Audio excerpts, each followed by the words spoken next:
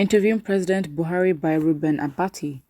I have been privileged to interview quite a number of world leaders in the course of my journalism career. These include President Olusegun Obasanjo, President Ketumile Masire of Botswana, President Umaru Musa Yar'Adua, Commonwealth Secretary General Shirdath Ramphal, UN Secretary General Kofi Annan, etc., not to talk of holding the microphone across the world in the presence of countless presidents in my then capacity as President Goodluck Jonathan's spokesperson. But no other encounter has held as much memory and nostalgic feeling for me as my return to Aso Rock Presidential Villa on Wednesday, the 9th of June, to interview Nigerian incumbent President Muhammadu Buhari. It was my first return, not to the villa itself, but to the president's residence since President Jonathan was driven out of that environment. Okay, a bit harsh.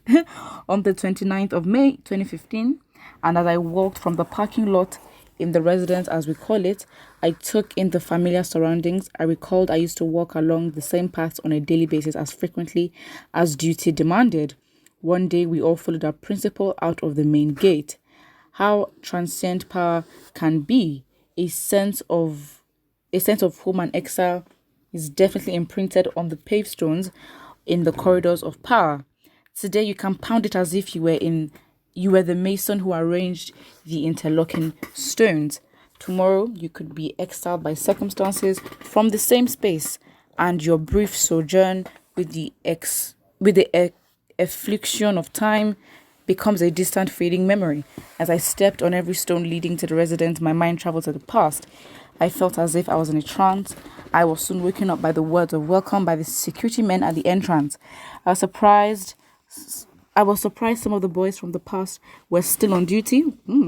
Past security checkpoint is the red carpet, the outer reception of the residence. All right. The interview was aired on Thursday, the 10th of June, during the morning show on Arise TV, and has been repeated in other bulletins across the station since then. This is one media interview that has generated more commentary than any other in the past 5 years in Nigeria. Quotes have been taken from it.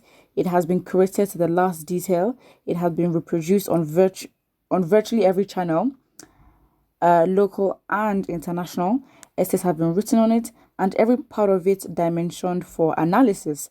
This particular media interview has thus exerted an elephantine impact on the public imagination, with each viewer or commentator slicing off his or her own share of the meaty conversation. Others have described it as an exclusive and a scoop. On Friday, the 11th of June, another interview with President Buhari was aired by the government-owned television, Nigeria Television Authority (NTA), but that has been treated as an anticlimax, an afterthought, and a veritable evidence of the lack of trust in government and its institutions. Nonetheless, the excitement that has been demonstrated over the Buhari interviews owes in part to the status of public perception about the president's unwillingness to communicate directly with the people who elected him into power in 2015 and 2019. Very true. For the better part of his 6 years in power, President Buhari has engaged more with Nigerians through third-party spokespersons and press statements. Other presidents before him appeared regularly on presidential media chats, during which they responded to the people's concerns. Not this president. In 6 years, he has not granted one presidential media chat. Other presidents gave one-on-one interviews to media houses or even stand-up interviews with reporters. This president has been unusually reticent and absent.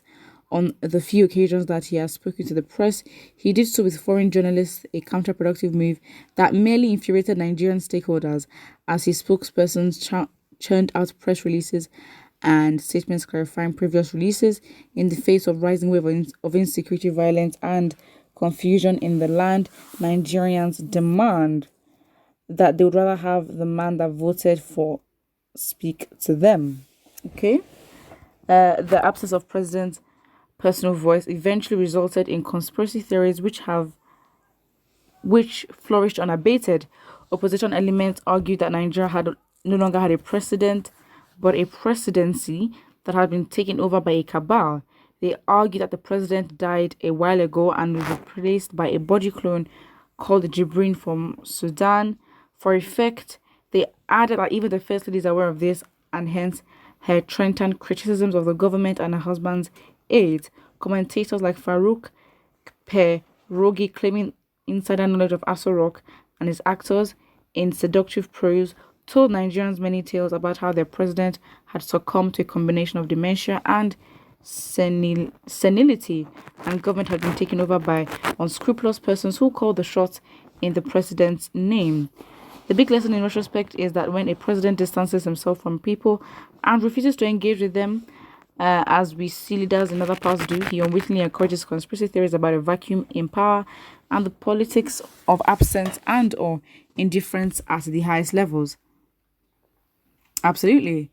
I mean, it's really obvious. Again, I think that this person is right by saying that, you know what, because he's not really talked to us, and of course his communication with Nigerians has always been through third parties, and like, for example, Twitter being one, of course the spokesperson aides and all that.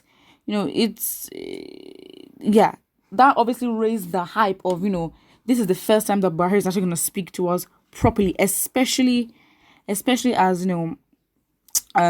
he's been quiet on a lot of issues, which, to be honest, the reactions to our interview has been mixed. I guess understandably. The problem with being a journalist is, however, is that everyone claims to know the job better than the main man in the arena.